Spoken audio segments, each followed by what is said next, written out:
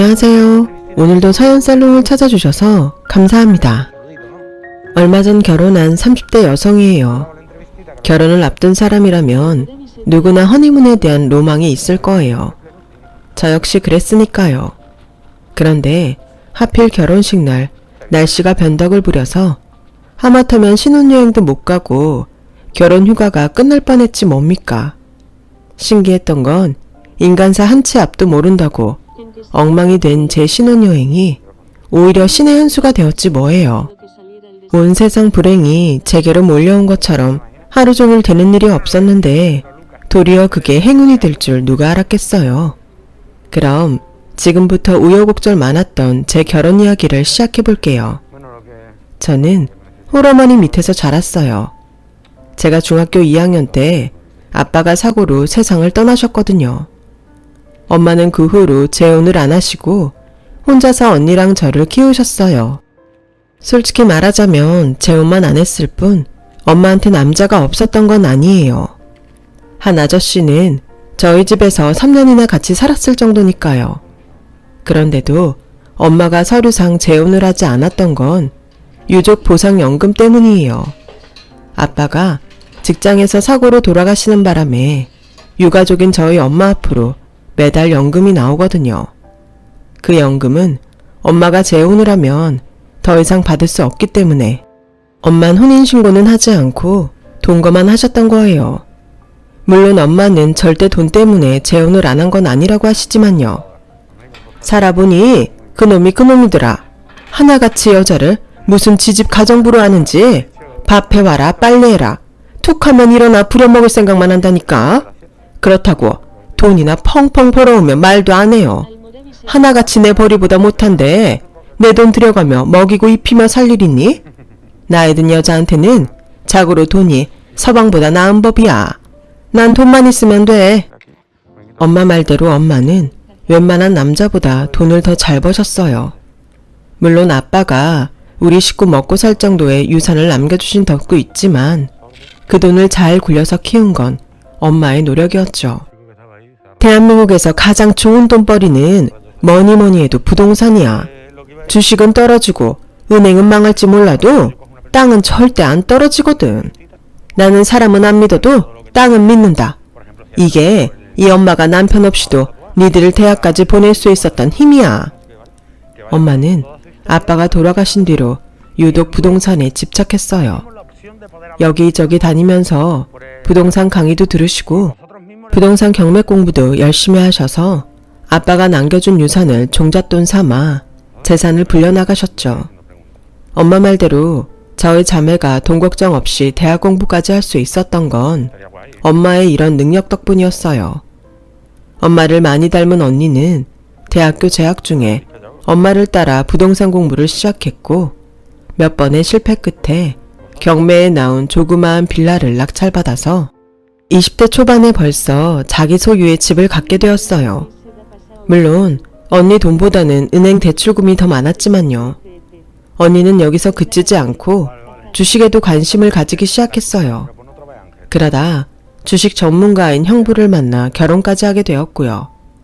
형부는 자산만 해도 100억이 넘는 사람으로 증권회사를 다니다 독립해 컨설팅 회사를 차린 사람이었죠. 버는 돈이 많으니 당연히 씀씀이도 커서 돈 욕심 많은 저희 엄마 구미에 딱 맞는 사위였죠. 형부는 언니랑 결혼 허락을 받으러 처음 저희 집에 오면서 엄마 선물로 다이아 반지를 사올 정도로 엄마한테 돈으로 공세를 퍼부었어요. 그 덕에 엄마는 큰 사위라면 꾸벅할 정도로 형부 편을 들게 되었고요. 대학을 졸업하자마자 취직도 않고 바로 시집을 간 언니는 남편의 재력 덕분에 일도 않고 놀면서도 억대가 넘는 수입차를 끌고 다니며 명품관 VIP로 살게 되었죠. 엄마는 저한테 언니 반만 닮아보라고 노래를 부르세요.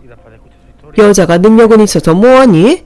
남자 잘 만나 돈 펑펑 쓰며 살면 그게 행복인 거지. 네 언니를 봐라.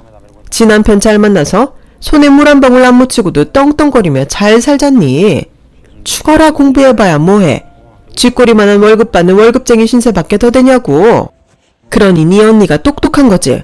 그러니까 너도 괜히 취직한다 어쩐다 생고생하지 말고 돈 많은 남자 만나 결혼할 생각이나 해. 안 그래도 취업 문제로 골머리를 앓던 저는 엄마의 이런 말 때문에 상처받는 날이 하루 이틀이 아니었어요. 그렇다고 엄마나 언니처럼 살고 싶지 않아서 취업을 포기할 수도 없었죠. 그 결과 이력서를 수십 장이나 쓰고서야 저는 취업에 성공할 수 있었고 우리 집 식구들 중 유일하게 직장 생활을 하게 되었어요. 다달이 받는 월급 중 대부분은 적금을 넣고 나머지 돈으로 한 달을 알뜰히 살아야 가계부에 구멍이 안 나는 팍팍한 생활이 이어졌지만 그래도 통장에 차곡차곡 쌓이는 돈을 보면 내가 열심히 살고 있다는 생각이 들어 안심이 됐어요. 엄마랑 언니 눈에는 이런 제가 멍청해 보였을지는 모르지만요. 사람마다 사는 방식이 다른 법인데 엄마는 그 다름을 인정하려 들지 않으시니 답답했죠. 예를 들어 제가 어버이날 선물을 사드리면 포장도 뜯기 전에 그러세요. 네가 아는 선물이야 안 봐도 뻔하지. 기껏해야 1, 20만원짜리 싸구려 아니겠니? 크기를 보아하니 화장품? 아니면 스카프니? 뜯을 것도 없이 그냥 영수증 내놔. 가서 내 돈 더 내고 내 취향에 맞는 걸로 바꿔다 쓸 테니까. 그러게 차라리 돈으로 가져오지? 뭐하러 귀찮게 매번 선물로 사오니? 하긴 꼴랑 1, 20만원 봉투에 넣어오는 것도 창피하긴 하겠지. 그러게 기집애야. 시집가라는데 뭐하러 사서 고생이야. 네 언니는 이번에도 어버이날이라고 통장으로 300 보냈더라. 어디 그뿐인 줄 아니? 네 형부는 네 언니 편에 명품 구두까지 사서 보내줬어. 돈 많은 남자 만나 사니까 엄마한테 효도도 하고 얼마나 좋아? 그런데도 그깟 몇 푼 안 되는 월급 쪽에서 아등바등하고 살래? 엄마, 남편 등에 빨대 꽂고 사는 게 그렇게 당당할 일이야? 엄마가 돼서는 어떻게 딸한테 남편한테 기대 살라는 소리를 해. 인생 그렇게 만만하지 않아요. 엄마 나보다 몇십 년은 더 살았으면서 왜 그런 것도 몰라? 암튼 난 내 방식대로 살 테니까 더는 나한테 언니처럼 살라고 강요하지 마. 난 내 인생 내 힘으로 살 거니까. 세 모녀 중 달라도 너무 다른 저는 엄마랑 말싸움을 할 때마다 아빠 생각이 더욱 간절했어요. 제가 아빠 성격을 많이 닮았거든요. 그래서 아빠가 살아계실 때도 저는 아빠랑 각별한 부녀지간이었어요. 유일한 내 편이 세상을 떠나자 엄마와 언니는 자신들과 다른 저를 마치 외계인 보듯 했어요. 세 모녀가 같이 있을 때면 늘 저는 왕따를 당하기 일쑤였죠. 고독은 산중에 있는 게 아니라더니 전 가족과 있을 때 고독을 느끼네요. 한 번은 하도 답답해서 친한 친구한테 이런 고민을 털어놨더니 저랑 가치관이 비슷한 남자를 만나 연애를 해보면 어떻겠냐고 하더라고요. 나와 비슷한 사람이 곁에 있으면 말도 잘 통하고 외로움도 덜할 거라고 말이죠. 하지만 사람 속을 양말 뒤집듯 홀라당 뒤집어 볼 수도 없는데 어떻게 저랑 비슷한 성향인지 알 수 있겠어요. 일단 취미가 비슷한 사람들을 만나서 탐색하다가 그 중에서 고르면 되잖아. 아무래도 취미가 비슷하면 성향이 닮을 확률도 높지 않겠어? 그래서 생각해낸 게 요즘 한창 유행하는 플로깅이었어요. 플로깅은 산책을 하면서 쓰레기를 줍는 활동인데 운동도 하면서 환경보호도 할 수 있어서 제 취향과 딱 맞는 것 같더라고요. 그래서 저희 집 근처에서 활동 중인 플로깅 모임에 가입했어요. 플로깅은 혼자서도 할 수 있지만 사람들과 같이 움직이니 지루하지도 않고 주위 시선에 신경도 덜 쓰여서 훨씬 편하고 좋더라고요. 회원들 나이대도 천차만별이어서 세대 간의 소통에도 도움이 되고요. 저희 동네 모임에는 중고등학생부터 환갑이 넘으신 분들까지 다양했어요. 하지만 정작 제 목적인 저와 성향이 비슷한 제 또래 남자는 없더라고요. 그래도 다행히 한 사람을 찾긴 했는데 그게 참 환갑이 넘으신 저희 아빠 또래분이시지 뭐예요. 수십 년간 회사원으로 일하시다가 정년퇴직을 하시고 무료한 나날을 보내다 플로깅 활동에 참여하게 되셨다고 하더라고요. 저보다 훨씬 위의 연배시지만 대화도 잘 통하고 가치관도 비슷해서 뵐 때마다 마치 저희 아빠가 살아 돌아온 것 같다는 느낌을 받곤 했어요. 아저씨도 저를 딸처럼 생각해 주셔서 모임에서 호칭도 아부지와 딸내미로 부르게 되었죠. 아저씨는 아들만 셋이라 딸이 있는 친구들이 부러웠는데 늦지막하게 딸내미가 생겨서 기쁘시다며 종종 쿠키나 샌드위치도 사다 주시고 오다 주었다며 머리핀이나 휴대폰 케이스도 선물해 주셨어요. 저도 청귤청이나 유기농 귤로 진피차를 만들어 선물하곤 했고요. 그러다 하루는 플로깅을 마치고 동네 카페에서 아저씨랑 수다를 떠는데 젊은 남자가 웃으며 다가오지 뭐해요. 그런데 그 순간 제 눈에는 그 남자 머리 뒤로 광배가 환하게 비추는 것처럼 보이지 뭡니까? 싱글싱글 웃으며 걸어오는 그 남자를 보며 저도 모르게 입을 해 벌리고 정신 나간 사람처럼 웃었네요. 그렇게 정신줄을 놓고 해벌레하고 있는데 그 남자가 다가와 아버지라고 부르길래 정신이 확 들었어요. 이 남자는 저를 보고 온 게 아니라 아저씨 아들이었던 거예요. 혼자 김치국 먹고 있었던 게 어찌나 민망하던지. 아저씨는 마침 잘 됐다며 기왕 이렇게 만난 김에 아들 보고 점심을 사라고 하셨고 덕분에 저는 초면에 밥을 얻어먹게 되었어요. 딸내미, 오늘은 내 아들놈 제대로 베껴 먹자고. 아들, 단단히 각오해야 될 거야. 아저씨는 말은 그렇게 하셨지만 급한 약속이 생겨서 식사도 못 하시고 바로 자리를 뜨셔야 했어요. 덕분에 저는 아저씨 아들이랑 초면에 단 둘이 점심을 먹게 되었죠. 나중에 안 사실이지만 아저씨는 그냥 일부러 아들과 저를 연결해 주시려고 아들을 부르셨던 거더라고요. 한마디로 자연스러운 만남을 가장한 소개팅이었던 거죠. 얼떨결에 소개팅을 하게 된 우리는 서먹한 분위기에서 돈가스를 먹었어요. 둘 다 말없이 칼질만 하고 있자니 이 상황이 너무 웃겨서 나도 모르게 피식 웃음이 나더라고요. 내가 지금 뭐하고 있나 싶어서요. 그건 상대 남자도 마찬가지였던 모양이에요. 자기도 칼질을 하다 피식 웃더라고요. 그 웃음을 시작으로 우린 아저씨에 대한 얘기를 이어나갔고 그러다 누가 먼저랄 것도 없이 관심사에 대한 이야기를 꺼내놓기 시작했어요. 우리는 둘 다 지구의 기후 문제와 환경 파괴 문제에 관심이 많았고 극영화보다는 다큐멘터리 영화를 좋아하고 바다보다는 산을, 여름보다는 겨울을 더 좋아하고 캐리어 여행보다는 배낭여행을 선호한다는 공통점이 있었어요. 이렇게 저와 성향이 비슷한 사람은 처음이라서 근처 카페로 자리를 옮겨 그동안 아무한테도 하지 못했던 속마음을 처음 보는 남자 앞에서 스스럼 없이 조잘거렸어요. 그중 하나는 인도 레이에 있는 판공초 호수에 가보고 싶다는 거였는데 마침 그 남자도 자기 역시 판공초에 가보고 싶다고 하더군요. 영화 새 얼간이에 나왔던 그 호수 맞죠? 나도 라다크 문화에 관심이 있어서 판공초도 한번 가보고 싶었는데 정말 신기하네요. 내친 김에 우리 언제 라다크 여행 같이 할래요? 간 김에 판공초도 보고요. 둘 다 들떠서 한참을 떠들다 보니 어느새 밖에는 어둠이 내려앉아 있었어요.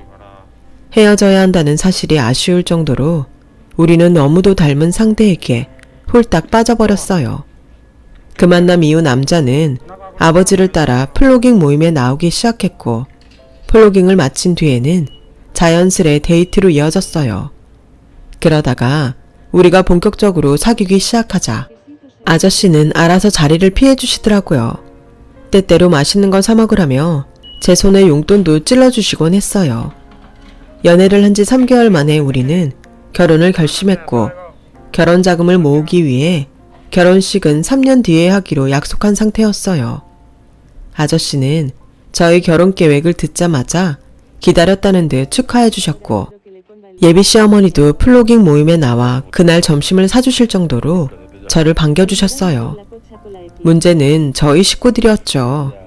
결혼할 사람이 생겼다는 제 말에 대뜸 뭐하는 사람이냐고 물으셔서 대학 동기들과 함께 작은 디자인 회사를 운영하고 있다고 했더니 연봉이 어떻게 되냐고 묻더라고요. 물어본 적이 없어서 모른다고 했죠. 이 멍청아, 그 중요한 걸 모르면서 결혼을 하겠다는 게 말이 돼? 그래도 대략적인 걸 알긴 알 거 아니야. 차는 못 타는데 집은 있대. 부치는 뭐 하는 사람인데? 엄마의 질문은 결국 돈이 얼마나 있는 남자냐 이거였어요. 적어도 부모한테 손벌려서 결혼할 사람 아니란 건 확실해. 우리 둘이 열심히 모아서 3년 뒤에 결혼할 생각이야. 엄마가 뭐라고 하든 난 이 사람이랑 결혼할 거니까 그렇게 알아. 더 길게 얘기했다가는 말다툼으로 번질 게 뻔해서 저는 방으로 들어와 버렸어요. 그랬더니 문 밖에서 엄마가 언니랑 통화하는 소리가 들리더라고요. 신경 쓰지 말자 다짐을 하면서도 나도 모르게 문가로 귀가 쏠렸어요. 그런데 의외로 조용하더라고요. 그러더니 그 주 주말 어떻게 알고 왔는지 몰라도 저희 엄마랑 언니가 플로깅 모임에 나왔지 뭐예요. 둘 다 명품으로 쫙 빼입고 나와서는 쓰레기는 안 줍고 제 남자 옆에서 짜증날 정도로 달라붙어 호구조사를 하는데 정말 내 가족이지만 창피해서 혼났다니까요. 웃긴 건 거기에 저희 시아버지 되실 분이 있다는 걸 몰랐는지 아버님한테 예비 사익감에 대해 꼬치꼬치 캐묻고 있지 뭐예요. 보다 못한 제가 달려들어 엄마랑 언니를 데리고 집으로 왔어요. 그랬더니 그 짧은 시간에 수집한 정보를 바탕으로 모녀가 세상 끝난 것처럼 난리를 치더라고요. 엄마, 쟤는 누굴 닮아서 저 모양이야? 들어보니까 차도 경차고 부모 집에 얹혀 사는 것 같아. 디자인 회사만 해도 그래. 그 사람한테 받은 명함으로 구글링 해봤는데 죄다 돈 안 되는 일만 했더라고. 엄만 제가 이런 사람 만나고 다니도록 집에서 도대체 뭐하고 있었어? 저기 집에 가 그동안 입 꾹 다물고 있다가 갑자기 결혼하겠다 그런 걸 내가 어떻게 해? 진작 알았으면 내가 가만히 있었겠니? 머리끄댕이를 잡아서라도 플로 머시게인가 못 나가게 했겠지. 아이고, 지복 지가 찬다고? 어떻게 그런 놈이랑 결혼하겠다는 생각을 해? 그 옆에 있던 주책 맞은 영감탱이는 묻는 말엔 대답도 않고 날 보고 실실 웃어대는데 기분 나빠서 혼났어. 그 인간은 뭐 할 짓이 없어서 애들 쓰레기 줍는데 따라다닌다니? 보아하니 하는 일도 없고 집에서 마누라 눈치 보이니까 젊은 여자애들 사이에서 눈욕이나 하려고 나온 것 같더라고. 그러게 애초에 그런 모임은 뭐하러 나가서 이 사단이야. 청소는 청소부들이 알아서 할 텐데 지들이 뭐라고 쓰레기를 줍고 다녀? 하여간 돈 안 되는 짓거리 하는 건 내 딸년이나 똑같다니까. 너 앞으로 그 모임 절대 나가지 마. 내 남자 욕도 모자라 예비 시아버지 욕까지 하는 엄마한테 차마 그분이 시아버지 되실 분이란 말을 꺼내지도 못했어요. 그랬다가는 더 난리칠 게 불보듯 뻔했으니까요. 엄마랑 언니가 반대를 한다고 바로 포기할 것 같았으면 애초에 시작도 안 했을 거예요. 그 후로도 저는 매주 플로깅 모임에 참석했으니까요. 아버님은 그날 저희 엄마와 언니한테 제대로 인사를 하지 못한 게 못내 마음에 걸리셨는지 따로 시간을 내서 정식으로 인사드리고 싶다고 하셨어요. 하지만 그랬다간 어떤 일이 벌어질지 뻔히 아는지라 핑계를 대며 차일피일 시간만 끌어댔죠. 제 이런 태도에 아버님도 저희 집 분위기를 대충 눈치채셨는지 더는 말씀을 안 하시더라고요. 처음 약속은 3년이었지만 그 전에 얘랑이 큰 사업을 따낸 덕에 생각보다 일찍 집을 장만할 기회가 생겼고 부랴부랴 결혼을 앞당기게 됐어요. 서울에 있는 빈집을 거의 무상으로 고쳐서 살 수 있는 기회가 있었는데 얘랑이 발품을 판 덕에 괜찮은 매물을 잡게 되었거든요. 오랜 시간 버려져 있던 집이라서 상태가 안 좋았지만 리모델링을 하면 꽤 감각적인 집으로 탈바꿈 될 것 같은 집이었어요. 리모델링은 건축사무소를 하고 있는 얘랑의 선배가 맡아서 해주기로 해서 생각보다 저렴하게 할 수 있게 되었죠. 얘랑은 집도 마련됐겠다. 더 미룰 것 없이 저희 엄마한테 정식으로 인사를 드리고 싶다고 해서 약속을 잡았어요. 저는 당연히 집으로 부르려고 했는데 엄마가 굳이 밖에서 보자고 해서 적당한 식당을 예약했어요. 그랬더니 언니가 거긴 음식이 후져서 마음에 안 든다며 자기가 따로 예약을 했더라고요. 가보니 역시나 고급 레스토랑이었어요. 그 자리엔 엄마뿐만 아니라 언니가 형부까지 대동하고 나왔더라고요. 딱 보아하니 형부 내세워 얘랑을 기죽일 태세더라고요. 처음엔 엄마 계획대로 잘 되어가나 했는데 알고 보니 얘랑과 형부가 고등학교는 물론 대학교까지 선후배 사이였지 뭐예요. 그럼 땡땡 외고 졸업하고 서울대 나온 건가? 나둔데. 이야, 내 후배잖아. 반가워. 어머님, 이 친구 제 후배래요. 그럼 이제 선후배끼리 한 가족이 되는 건가? 안 그래요, 어머님? 상황이 이렇게 되고 보니 엄마랑 언니도 더는 반대의 날을 세울 수가 없게 된 거예요. 저희 집에서 형부의 입김은 엄마와 언니를 합한 것보다 세거든요. 얼떨결에 결혼 절대 불가해서 결혼 환영으로 변해버린 분위기에 저도 얘랑도 얼떨떨했지만 과정은 불안했어도 어쨌든 결혼은 하게 된 거니까 다행이다 싶었어요. 거기다 얘랑이 자가로 신혼집도 장만했다고 하니까 엄마도 화가 많이 누그러진 것 같더라고요. 그 집을 보면 다시 광분하겠지만요. 저희 집에서 결혼 허락도 받았겠다. 길게 시간 끌 거 없이 빠른 시일 내에 상견례를 진행하는 게 좋을 것 같아서 2주 뒤 날짜를 잡았어요. 형부는 후배가 자기 밑으로 들어온다는 사실에 신이 났는지 상견례는 자기가 해주겠다며 언니를 시켜 고급 한정식 집으로 예약을 잡아주었어요. 그리고 드디어 상견례 날 엄마는 맞은편에 앉은 아버님을 보더니 인상을 팍 쓰면서 한숨을 쉬셨어요.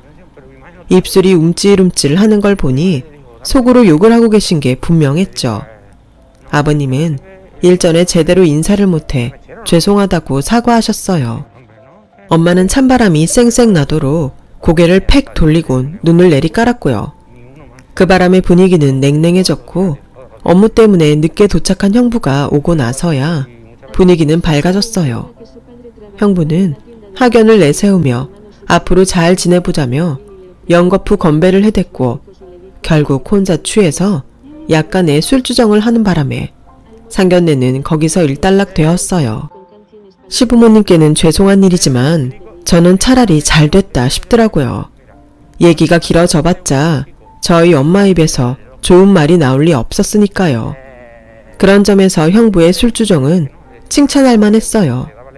비록 저희 엄마와 언니는 못마땅해 하는 결혼이었지만 시간은 흘러 결혼식이 일주일 앞으로 다가왔고 결혼 준비는 순조롭게 진행됐어요. 신혼여행은 우리 두 사람의 원픽으로 라다크 여행으로 정해졌고 웨딩 촬영은 얘랑이 친구 찬스를 써서 무료로 끝났으며 웨딩드레스는 제 친구가 뉴욕 빈티지샵에서 선물로 사다 줘서 역시나 공짜로 얻게 되었어요. 결혼식은 얘랑 모교인 서울대 교수회관에서 야외 결혼식으로 하기로 했어요. 서울대는 교통편이 안 좋아서 일반 예식장으로 하려고 했는데 일정이 촉박한 관계로 좋은 곳은 예약이 끝나서 남은 곳 중 하나로 하려고 했더니 엄마가 절대 안 된다고 반대를 하시더라고요. 가진 것도 변변이 없는 놈인데 결혼식까지 후줄근하게 하겠다고? 됐어. 이렇게 된 거 차라리 학벌이라도 내세워서 해. 서울대도 졸업생 위한 예식장은 있을 거 아니야. 학교 이름빨이라도 내세우라고. 그래서 서울대 교수회관에서 하게 된 거예요. 형부는 자기 모교에서 하는 결혼식이니 돈이 좀 들더라도 야외 결혼으로 하고 음식도 딸랑 갈비탕만 내지 말고 메뉴도 추가하라며 돈은 자기가 내주겠다고 했어요. 그 와중에 엄마는 역시 큰 사위밖에 없다며 어찌나 칭찬을 하든지 정말 눈물겨운 큰 사위 찬양이었죠. 이렇게 준비가 다 끝나고 결혼식이 3일 앞으로 다가왔어요. 그런데 갑자기 엄마가 얘랑을 데리고 당장 집으로 오라고 하지 뭐예요. 뭔 일인가 싶어 퇴근하자마자 갔더니 글쎄 결혼식을 미루라는 거예요. 네 형부가 그날 홍콩 출장이 잡혀서 시계 참석 못한다고 그러네. 그래서 말인데 갑작스럽긴 하지만 결혼 날짜를 바꿨으면 좋겠는데 자네 생각은 어떤가? 아니 자다가 봉창 두드리는 것도 아니고 3일 남은 결혼식을 어떻게 지금 바꾸란 건지 기가 막혔어요. 게다가 형부가 결혼식에 참석 못하는 거랑 제 결혼식이 무슨 상관이래요. 그래서 얘랑 말 들을 것도 없이 제가 나서서 절대 안 된다고 했죠. 엄마, 제정신이야? 식장은 물론이고 줄에 맡아주실 교수님에 시골에서 올라오시는 양가 어른들까지 다 어쩌라고. 형부가 못 오는 건 아쉽지만 그래도 어쩌겠어. 내가 형부랑 결혼한 것도 아닌데 형부 없다고 결혼 미루라는 게 말이 된다고 생각해? 난 절대 결혼식 못 미루니까 엄마가 마음 접어. 딸 결혼에 초를 쳐도 유분수지. 어쩜 이럴 수가 있어? 엄마가 이러고도 내 친엄마야. 너 말 잘했다. 너는 내가 엄마로 보이긴 하니? 애초에 내가 이 결혼 안 된다고 했어 안 했어? 지 형부 뒤에 숨어서 얼렁뚱땅 여기까지 온 주제에 네가 날 탓할 자격이 있냐고. 그러게 결혼 날짜도 쪽박하게 잡아온 니들이 잘못이지 내 잘못이냐? 내 형부라도 없으면 너 실장이 누구 손잡고 들어갈 건데? 네 시아버지 손잡고 들어갈래? 그러자 잠자코 있던 예랑이 그제야 입을 열었어요. 어머님께서 딸을 걱정하시는 마음 제가 왜 모르겠습니까? 그래서 드리는 말씀인데요. 어머님, 저희 동시 입장하겠습니다. 요즘엔 많이들 그렇게 해요.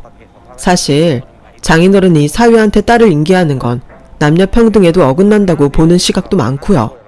또 상황이 여의치 않은 경우도 있으니까요. 모든 게 저희가 결혼을 서두르면서 야기된 일이니 어머님께 사과드립니다.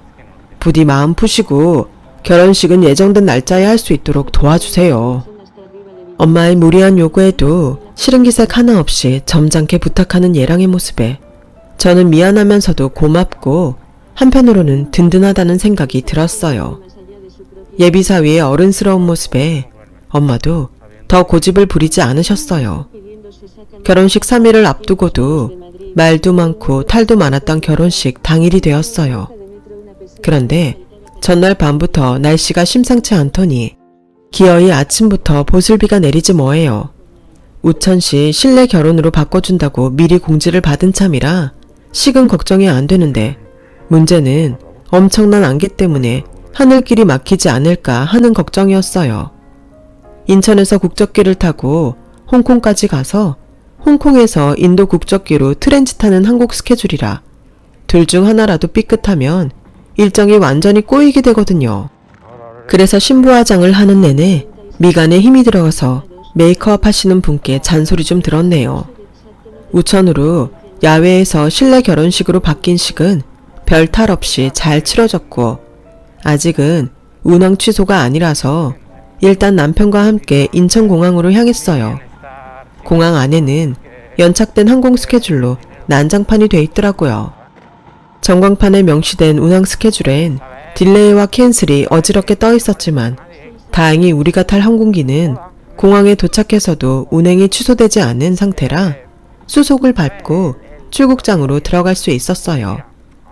일단은 안심을 하고 해당 게이트로 갔는데 세상에 거기에 딜레이된 항공기 탑승객들이 인산인해를 이루고 있지 뭐예요.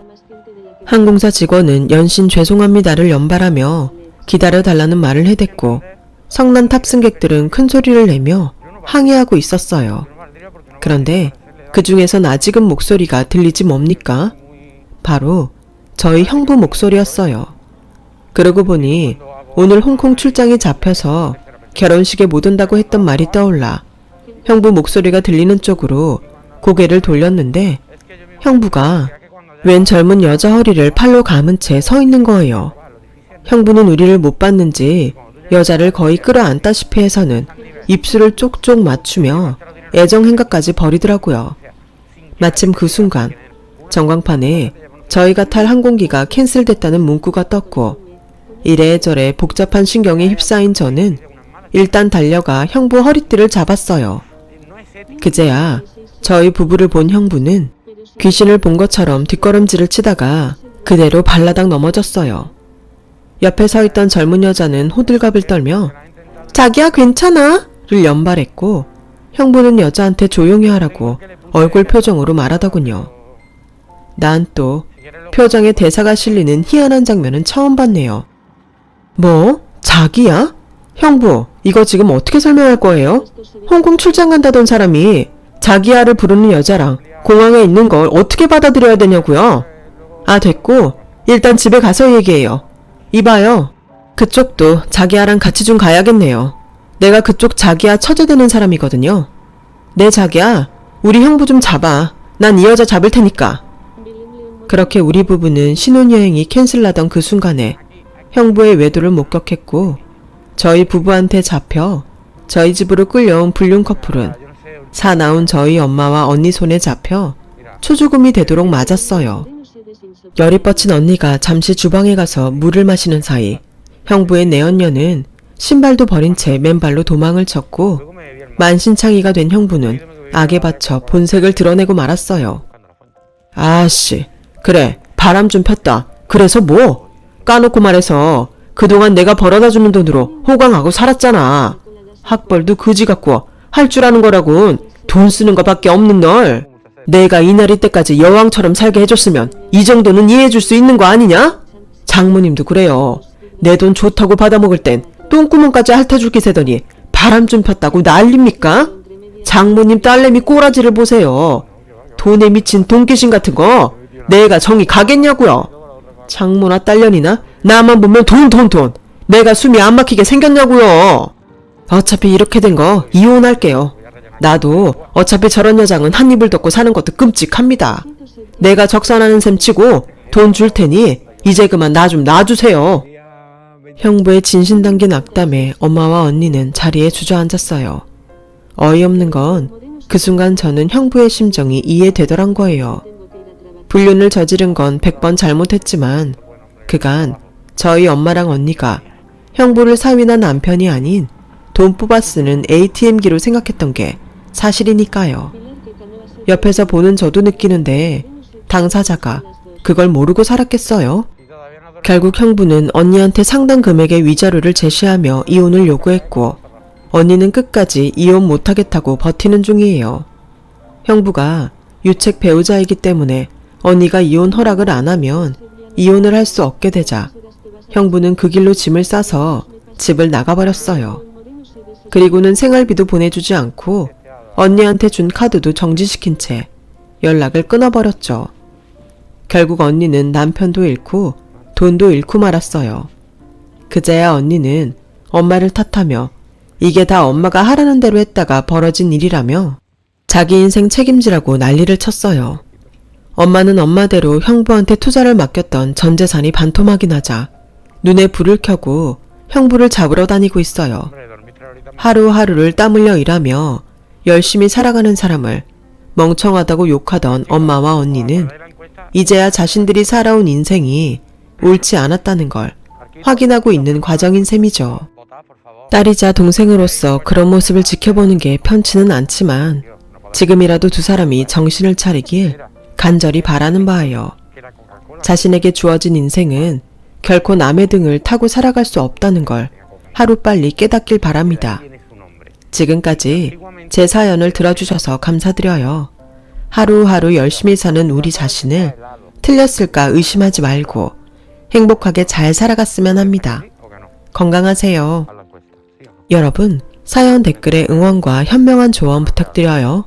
좋아요와 구독은 저에게 큰 힘이 됩니다. 오늘도 좋은 일 가득하세요.